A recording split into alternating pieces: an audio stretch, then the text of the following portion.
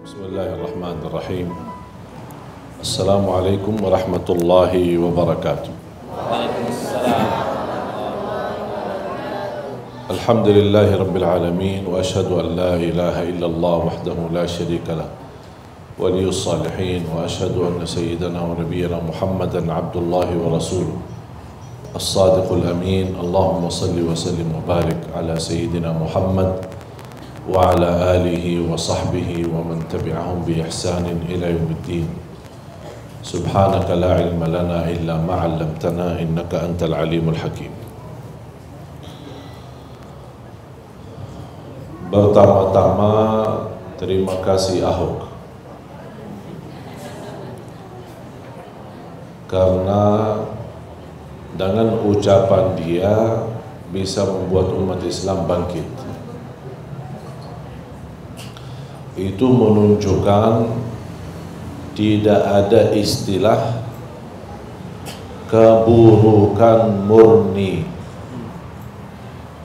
Keburukan pun ada di belakangnya hikmah yang kita tidak tahu. Termasuk kufur ada kebaikannya. Kalau tidak ada kufur, tidak ada perjuangan iman. Kalau tidak ada orang salih dan juga orang yang tidak salih, tidak akan terasa perbedaan. Ada surga, ada neraka, ada dunia, ada akhirat, ada orang mukmin, ada orang munafik, ada orang yang berjihad, ada orang yang tidak. Dan ini semuanya memang menjadi salah satu proses ujian dari Allah Subhanahu wa taala supaya terlihat siapa di antara kita yang mukmin jujur atau munafik. Bagaimana hal-hal seperti ini nampak ketika kita menghadapi sebuah tantangan atau ujian seperti umat Islam menghadapi kasus penistaan agama. Dan kita lihat dari kondisi pemerintah kita memang masih belum mempuaskan umat Islam, belum memberi solusi yang terbaik untuk umat Islam. Mengapa umat Islam di Indonesia diremehkan, tidak dianggap, tidak dihargai, padahal jumlah kita yang terbesar di dunia umat Islam di Indonesia. Tapi bukan berarti kita di negeri Islam.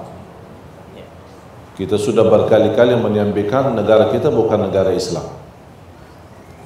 Walaupun akan datang satu saat, insya Allah Indonesia bakal jadi negeri Islam. Dan ketika sudah ada keberanian keputusan menjadi negara Islam, risikonya apa? Akan dimusuhi oleh dunia. Jangan ada yang merasa mau jadi orang muslim enak-enak saja. Apakah Anda mau masuk surga dengan cara yang enak-enak? Tidak ada. Tidak ada orang masuk surga begitu saja. Harus proses ujian.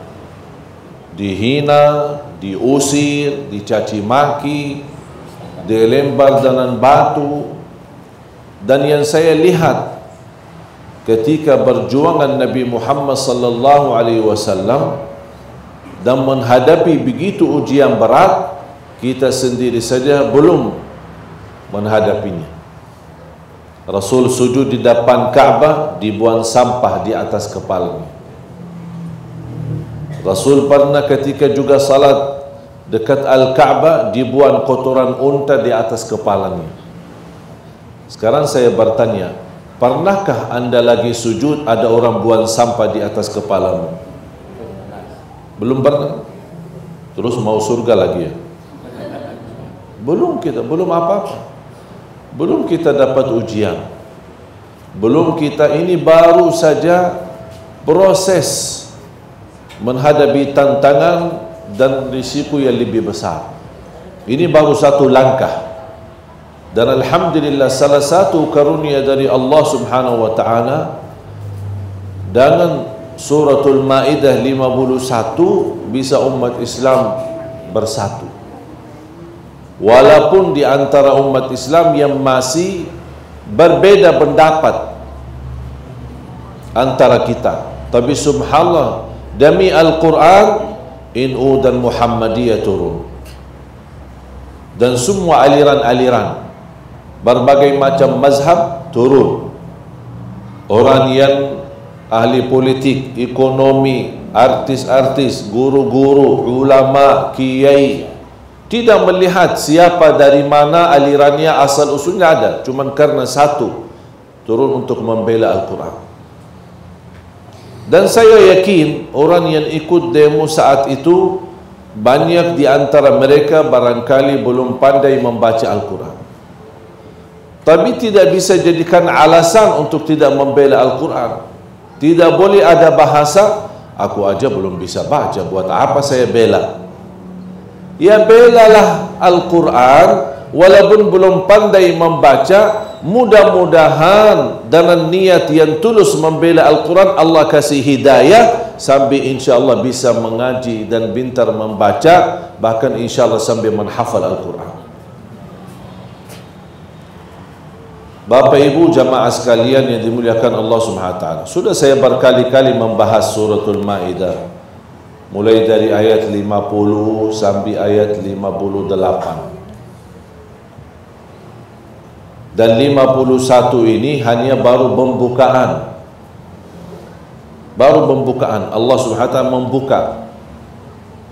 Tapi kuncinya di ayat 58. Dan sudah jelas kalau Allah Subhanahu wa taala melarang kita memberikan kepercayaan sepenuhnya terhadap orang-orang non-muslim, bukan berarti tidak boleh bersahabat dengan mereka, tidak berarti kita tidak baik sama mereka. Banyak orang yang merasa atau salah faham kenapa Al-Quran melarang kita memberikan kepercayaan kepada orang non-muslim, apalagi dalam hal pimpinan. Ya kita kan sama-sama manusia. Harus kita fahami satu, tak bakal sebaik-baik non-muslim, tidak bakal dia mencintai agama kita atau berduli dengan agama kita. Jangan harap itu. Begitu mereka memiliki kesempatan, akan mereka memperjuangkan agama mereka. Jangan harap dia akan memperjuangkan Islam. Tak ada non-muslim memperjuangkan Islam. Makanya Allah tahu, bahkan Allah menjadikan ayat walan tarda ankal yahudu walan nasara hatta tattabi'a millatahum. Orang Yahudi dan Nasrani tidak akan ridha terhadapmu, tidak akan ridha. Dan bahasanya walan, walan itu adalah dalam bahasa nahwu saraf adatu jazmin. Adatu jazmin artinya sudah diyakinkan, dipastikan orang Yahudi dan Nasrani tidak bakal sayang samamu, ridha terhadapmu, cintamu, sampai kita mengikuti aturan mereka dan ajaran-ajaran agama mereka. Dan kita sudah, walaupun begitu keterangan Allah Subhanahu wa taala terhadap sikap mereka atau sikap mereka terhadap kita, tetap Allah menjadikan agama mereka yang bisa diakui. Lakum dinukum waliyadin. Tetap kita hormati agama mereka, tapi ikuti agama dia tidak. Bahkan Allah melarang kita mencaci maki Tuhan mereka, mencaci maki agama mereka. Allah melarang kita, walaupun mereka mencaci maki agama kita, menghina agama kita, tak usah dibalas. Hanya kita memohon pertolongan Allah Subhanahu wa taala, karena kita menghargai agama kita Islam, dan kita yakini dan tahu inna ad-dina 'indallahil Islam, agama yang di sisi Allah adalah agama Islam. Dan semua para nabi dan rasul semuanya Islam loh. Semuanya Islam. Mulai dari Nabi Adam sampai Nabi Muhammad sallallahu alaihi wasallam. Buktinya banyak dalam Al-Quran. Di suratul Baqarah, surat Ali Imran, banyak ayat-ayat yang membuktikan keislaman mereka. Ma kana Ibrahim Yahudiyan wala Nasraniya walakin kana hanifan musliman wa ma kana minal musyrikin. Nabi Ibrahim bukan Yahudi, bukan Nasrani, tetapi hanifan musliman. Nabi Yaqub ketika menwasiatkan keturunannya, anaknya ketika menghadapi sakratul maut, am kuntum syuhada'a idh hadara Yaqub al-maut idh qala li banihi ma ta'buduna min ba'di. Beliau mengingatkan keturunannya, anaknya ketika menghadapi sakratul maut, kalian beribadah kepada siapa sesudah aku meninggal? Ma ta'buduna min ba'di qalu na'budu ilahaka wa ilaha abaika Ibrahim wa Ismaila wa Ishaqa ilahan wahidan wa nahnu lahu muslimun. Kami Islam. Bahkan semua membuktikan. Makanya suratul Baqarah sebenarnya banyak yang kita bisa ambil pelajaran. Ulama menjelaskan yang memahami, mendalami, menhayati, menamalkan suratul Baqarah, dia sebenarnya sudah menguasai sepertiga agama Islam. Hanya dengan suratul Baqarah, sepertiga agama Islam sudah faham. Qulu amanna billahi wa ma unzila ilayna wa ma unzila ila Ibrahim wa Ismail wa Ishaq wa Ya'qub wal asbat wa ma utiya Musa wa Isa wa ma utiya an-nabiyyuna min rabbihim la nufarriqu baina ahadin minhum wa nahnu lahu muslimun. Bahkan bahasa para nabi termasuk kepada ahli kitab, qul ya ahlal kitab ta'alu, mengajak mereka untuk bersatu bersama ahli kitab Yahudi dan Nasrani. Bersatu untuk apa? Qul ya ahlal kitab ta'alu ila kalimatin sawa, kalimah sawa, satu, yang menjadi dakwah semua para nabi dan rasul. Apa itu kalimah sawa? La ilaha illallah. Rasulullah sallallahu alaihi wasallam bersabda, khairu ma qultu ana wan nabiyyuna min qabli la ilaha illallah wahdahu la syarikalah lahul mulku wa lahul hamdu wa huwa ala kulli syai'in qadir. Sebaik-baik kata yang aku ucapkan dan para nabi-nabi yang sebelumku, la ilaha illallah wahdahu la syarikalah lahul mulku wa lahul hamd wa huwa ala kulli syai'in qadir.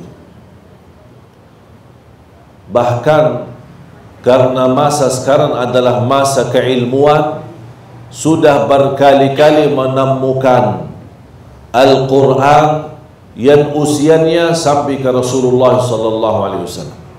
Dan subhanallah, Quran tulisan dari zaman Rasul yang sudah 1400 dipertemukan di negeri Inggris dan disimpan di salah satu pustakaan yang sangat berharga bagi mereka karena melihat isi Al-Quran, dan mereka merasa ini kesempatan emas untuk menunjukkan ke umat Islam Al-Quran yang dulu beda sama Quran sekarang.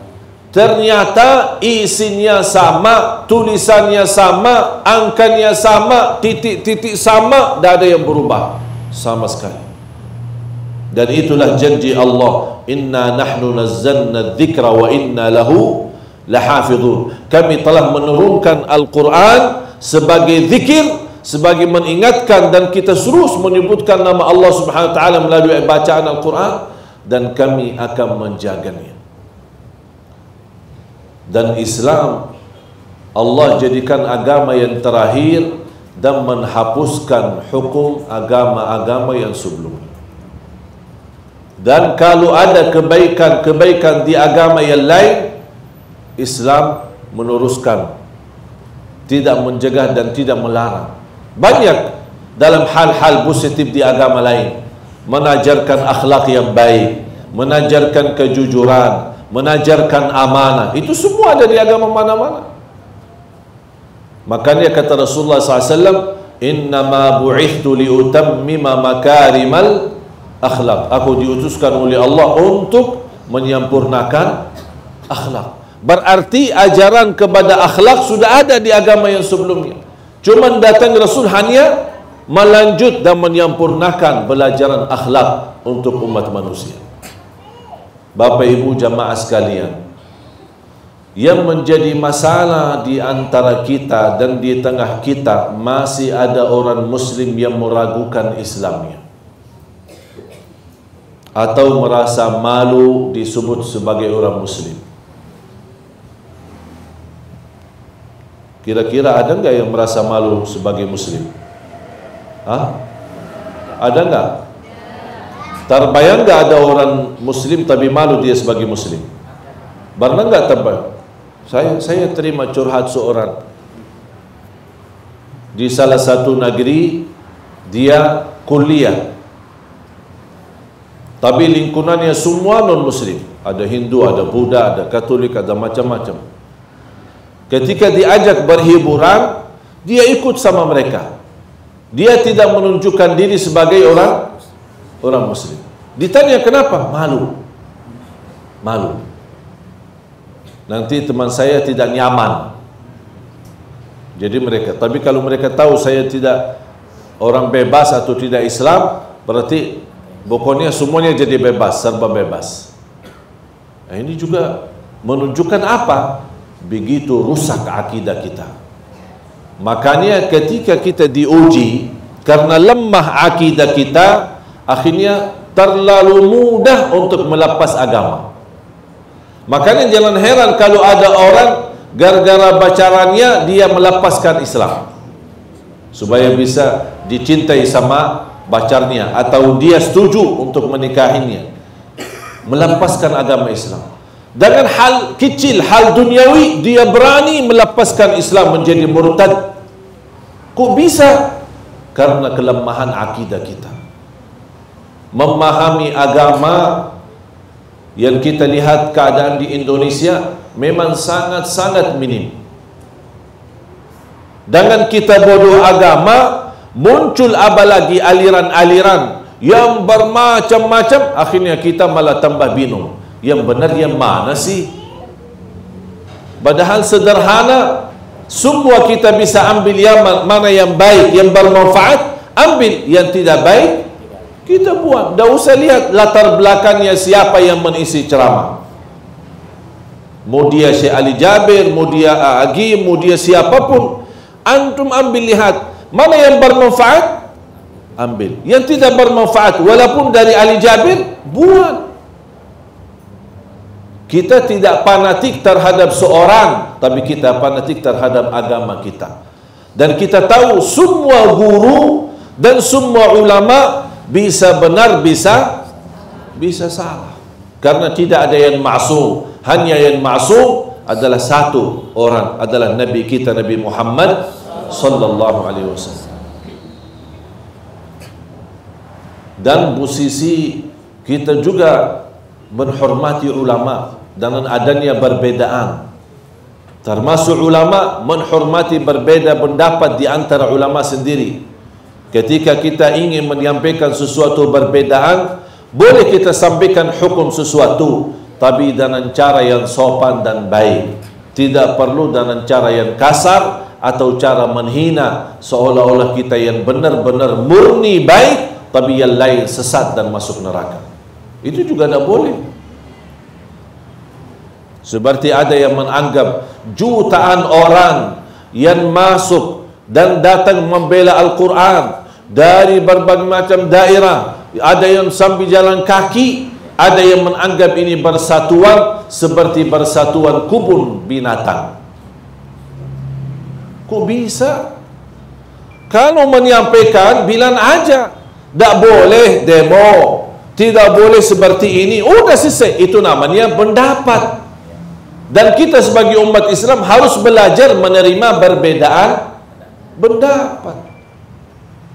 Tapi jangan karena kita punya pendapat, yang orang yang tidak mengikuti kita, kita hina, kita sesatkan, seolah-olah dia keluar dari jalur Islam. Na'udzubillah min zalik.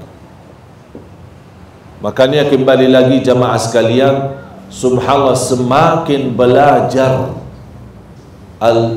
Al-Quran dan agama Islam, sungguh akan semakin tahu diri bodoh. Saya sejak 13 tahun menjadi salah satu imam di salah satu masjid di kota Madinah. Tapi sampai titik ini, setiap membaca Al-Quran, mempelajari, mendalami Al-Quran, menemukan ilmu lagi, menambah ilmu lagi. Tak ada habisnya Al-Quran. Tak ada habis. Bisa habis umur kita, belum tentu selesai belajar. Makanya ketika muncul perbedaan, ketahuilah, apalagi perbedaan yang disampaikan oleh ulama sebagai ulama tokoh dan yang berilmu, ketahuilah masing-masing punya dasar. Seperti yang setiap tahun, apalagi di bulan Rabiul Awal, itu aja yang dibahas. Maulid itu gimana? Bid'ah atau tidak? Itu aja yang dibahas. Berapa kali Rasulullah SAW bikin maulid? Tunjukkan satu dalil Rasulullah SAW bikin maulid. Rasulullah SAW bukan, kita kan berapa kali rayakan maulid? Setahun sekali ya? Kalau Rasul bukan setahun sekali, setiap hari Senin. Setiap hari Senin adakan maulid. Bagaimana ketika ditanya, ya Rasulullah, kenapa puasa hari Senin? Kata Rasulullah SAW, hari Senin karena hari aku lahir. Terus mau jawab apa lagi? Jawab yang seperti itu jelas. Jelas. Setiap Senin aku puasa karena itu hari kelahiranku, kata Rasulullah SAW.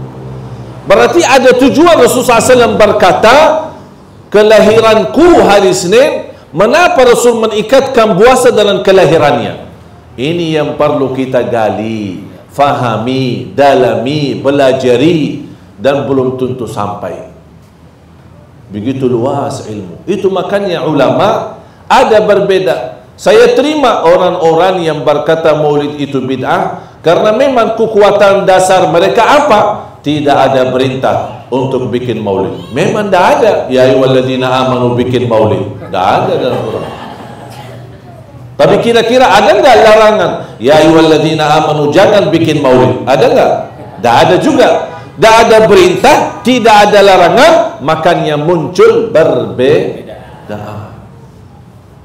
Dan itulah sikap ulama. Makanya jamaah sekalian, subhanallah, ketika kita belajari, demi Allah, semakin banyak kita belajar, semakin tahu luar biasa kekayaan ilmu Islam itu. Contoh sederhana, masalah jama' kasar. Masalah jama' kasar yang banyak umat Islam tidak tahu. Saya sering menemukan orang di bandara, dia mau terbang naik pesawat, salat zuhur 4 rakaat, asar ditunda nanti. Padahal dia punya rukhsah, kemudahan untuk zuhur, asar, jama' dan kasar. Musafir, tidak ada kewajiban bagi orang musafir Jumat, dia boleh jama' dan kasar. Tahu nggak berbeda pendapat dalam hal satu ini? Makanya jama' kasar. Kapan boleh jama', tidak boleh kasar? Kapan boleh jama' dan kasar? Kapan boleh kasar tambah jama'? Dan begitu proses, saya menemukan 42 berbeda pendapat antara ulama. 42. Makanya yang jama' boleh, yang tidak jama' boleh, yang jama' kasar boleh, yang tidak jama' kasar boleh. Tapi kalau orang tidak tahu, Pak, kenapa dah jamak? Sesat. Kan dia dah tahu dia hanya tahu musafir harus jamak, tidak harus jamak. Makanya itu belajar. Hal sederhana, mungkin karena waktunya sudah ini, tapi saya ingin menunjukkan jangan putus asa untuk belajar. Subhanallah, wallahi nikmatnya agama yang kita megang, yang kita menjalani dalam kehidupan. Nikmatnya apa? Semakin tahu, semakin terasa indah Islam itu. Semakin nikmat. Contoh sederhana, sentuh wanita, batal wudu atau tidak batal wudu. Ini hal sederhana. Sumber perbedaan antara ulama dari ayat Al-Quran suratul Nisa, aula mastum an-nisa. Di suratul Nisa ada suratul Maidah, aula mastum an-nisa, menyentuh wanita. Muncul berbeda antara ulama. Apa yang dimaksud lamastumun nisa, menyentuh wanita? Yang bagaimana menyentuh wanita membatal wudu?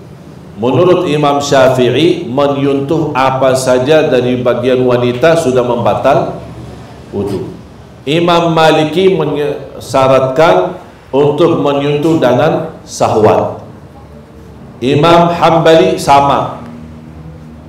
Imam Abu Hanifah, yang dimaksud bersentuhan itu bukan bersentuhan kulit dengan kulit, tapi yang dimaksud bersentuhan adalah berhubungan suami istri.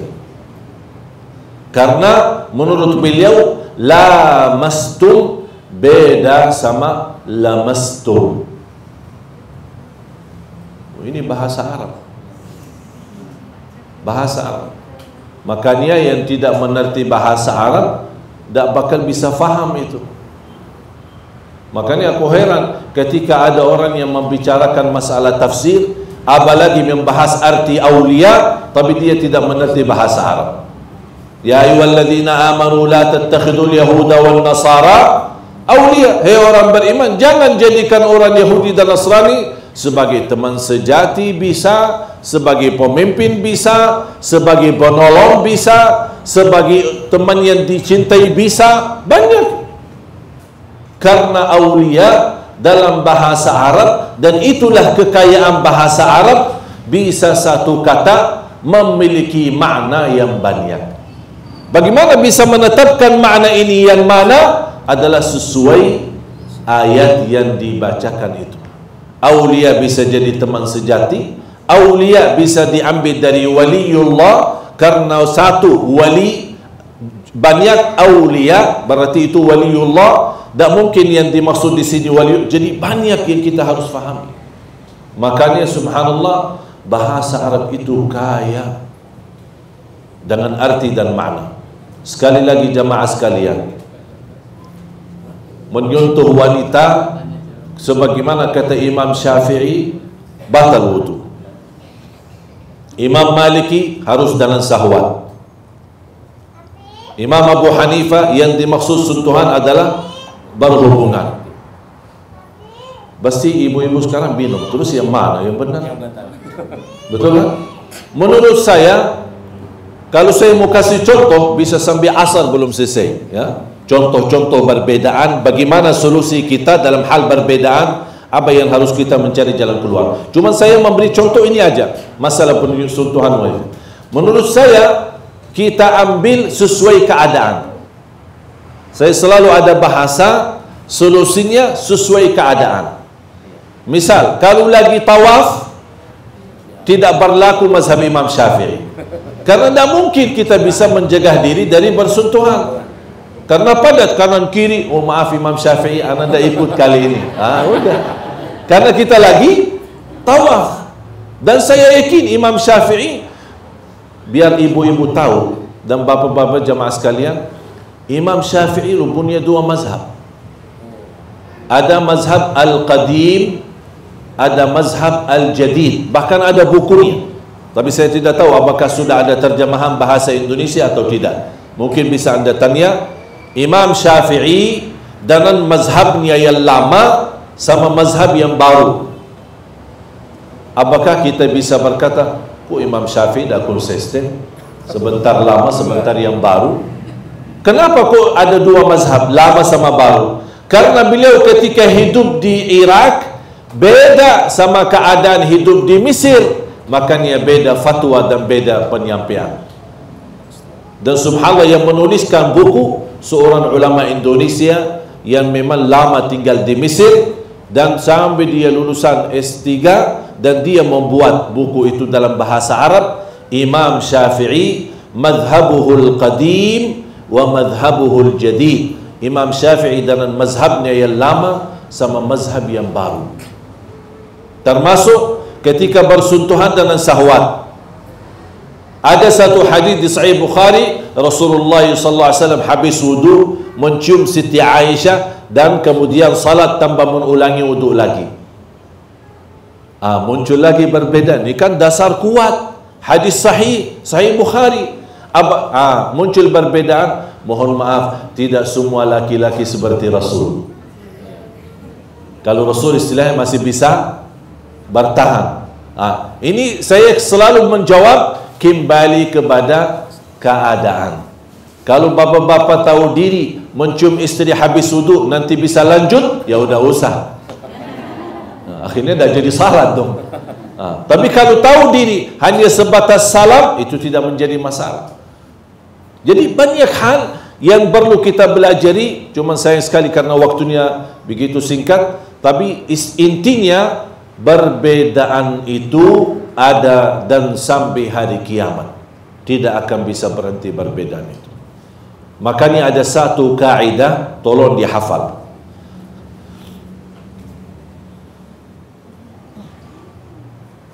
La yajuzu shiddatul inkari ma'al mukhalif.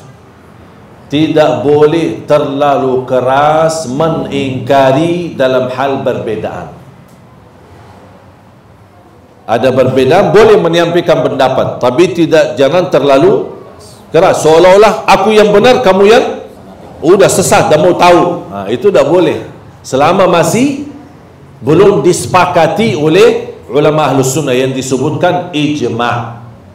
Dan kaidah yang kedua, Imam Syafi'i, ra'yi sawabun yahtamilul khata' wa ra'yu ghairi khata'un yahtamilul sawab. Pendapatku benar bisa jadi salah. Ini kata siapa? Imam Syafi'i. Pendapatku benar bisa jadi salah. Pendapat orang lain salah bisa jadi benar. Udah selesai. Faham? Faham? Apa yang faham? Makanya terus belajar. Jangan melihat siapa ustadznya atau apa latar belakangnya kita mengambil. Yang baik silahkan, yang tidak baik kita buang. Dan kita tetap menghormati ulama. Dan itulah salah satu nikmat demi Allah jamaah sekalian. Itu merupakan nikmat besar. Umat Islam di Indonesia alhamdulillah masih percaya dan menghormati ulama kita. Ini nikmat bukan main. Karena beberapa waktu lalu saya sendiri melihat sebuah rekaman seorang ulama, cukup ulama besar di Suria. Kemudian dia juga imam dan khatib besar di salah satu masjid. Di saat beliau khutbah Jumat, diturunkan sama militer pemerintah Suria. Diturunkan dari mimbarnya, ditarik sampai di luar dengan kehinaan. Bukan hanya begitu saja, dimukul-mukulan dan berbagai macam disiksa. Dilembar sampai dipecahkan kepalanya dalam belembaran batu besar. Bukan hanya segitu saja, dibelah dadahnya, dipotong kemaluannya, diambil jantungnya dan dimakan. Ini militer Suria. Begitulah keadaan ulama kita di negeri Suria yang sedang benar-benar krisis perang yang sangat luar biasa dahsyatnya. Alhamdulillah kita belum ada. Mohon maaf, seburuk apapun pemerintah kita masih juga takut. Walaupun dia tidak menghormati ulama, tapi takut sama ulama. Takut dia, memang tidak berani. Makanya mereka alhamdulillah masih ada kebijakan-kebijakan yang kita harap bisa menjadi lebih baik untuk Indonesia. Karena saya yakin ulama-ulama kita tidak mungkin ingin menghancurkan Indonesia. Karena ulama kita, dan harus kita ajarkan anak-anak kita, yang membuat Indonesia berhasil merdeka adalah ulama dan anak-anak santri. Harus kita tahu itu. Kalau bukan ulama, para kiai, para habaib kita, mana Indonesia bisa merdeka? Yang mendorong rakyat, yang mendorong masyarakat, ulama kita. Makanya subhanallah, Indonesia memiliki ulama yang banyak. Dan saya kalau timbangkan dengan ulama di Arab, masih lebih banyak ulama Indonesia. Kalau kumpulkan semua ulama di Arab, bukan hanya Arab Saudi, biar semua negara Arab ulama bersatu, masih lebih banyak ulama Indonesia. Kita bersyukur alhamdulillah, ini merubah nikmat. Dan saya percaya salah satu Allah masih melindungi negeri kita adanya ulama. Makanya kita dekati dengan mereka, kita doakan mereka, dan kita menutupi kekurangan mereka, karena kita tahu walaupun mereka ulama, tetap tidak terlepas dari kekurangan dan dari celah-celah yang kita tidak inginkan. Namanya manusia. Ada punya masalah urusan rumah tangga, ada yang punya masalah sama istrinya, ada yang punya masalah sama anaknya, berbagai macam urusan-urusan. Yang kita lihat adalah hal-hal yang baik dan hal yang buruk kita tutupi. Apalagi mereka adalah ulama. Jangan sampai kita menjelekkan nama ulama atau kita memfitnahi ulama. Itu sangat bahaya.